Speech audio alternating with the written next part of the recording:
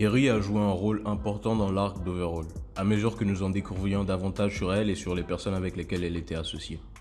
Cette saison, l'arc s'est transformé en mission de sauvetage pour Deku, et le reste des héros qui tentent de sauver Eri du méchant Kai Chisaki, aka Overhaul, et le reste de son gang de Yakuza.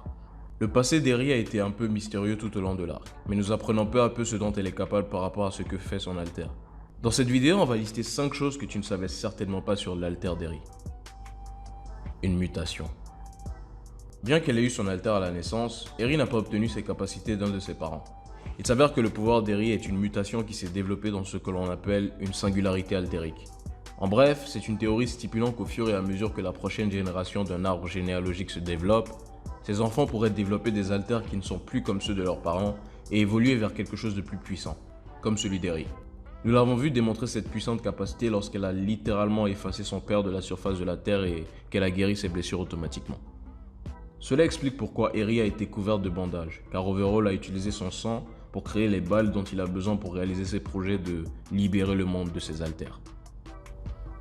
Eri et Overhaul. Overhaul a vu le potentiel de ce que l'alter d'Eri peut faire et a constaté qu'il a les mêmes effets que son propre pouvoir. Grâce à la capacité de Overhaul, il peut décomposer et recréer tout ce qu'il touche, ce qui fait de lui un méchant puissant et mortel.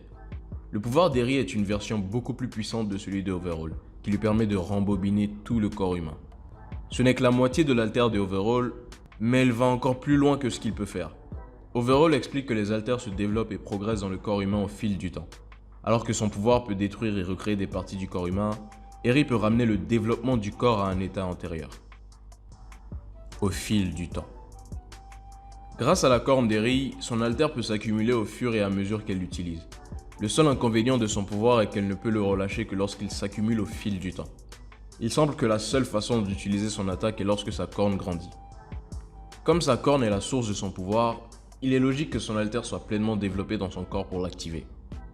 Nous avons vu cette puissance se développer lorsqu'elle l'a utilisé sur Deku pour augmenter sa puissance d'attaque pendant son combat contre Overhaul. C'est un alter assez puissant, mais il semble qu'il ait besoin de beaucoup de développement pour pouvoir être utilisé. Ses émotions.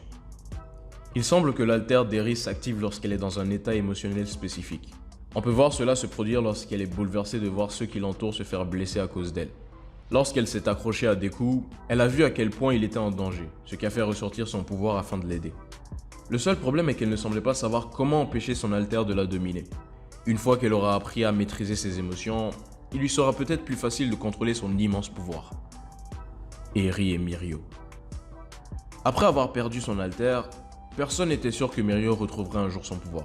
D'après Eraserhead, il semble que Mirio pourrait retrouver son alter grâce à Eri. Si son alter peut enlever les pouvoirs de quelqu'un, il est possible qu'il puisse aussi les lui rendre. Il faudrait qu'Eri s'entraîne à contrôler ses capacités et à voir ce qu'elle peut faire d'autre avec son pouvoir en évolution. Si les capacités d'Eri peuvent guérir une personne, il est tout aussi possible qu'elle puisse rendre à l'ADN de cette personne son alter. Cela donne de l'espoir à Mirio qui sait qu'il pourra peut-être un jour retrouver son pouvoir. Et Eri pourrait être la clé pour y parvenir. Alors pour la peine, on parlera de Mirio Togata, plus connu sous le nom de Le Million, dans la prochaine vidéo. Merci d'avoir regardé jusqu'à la fin, si t'as kiffé, lâche un pouce bleu et abonne-toi, ça fait toujours plaisir.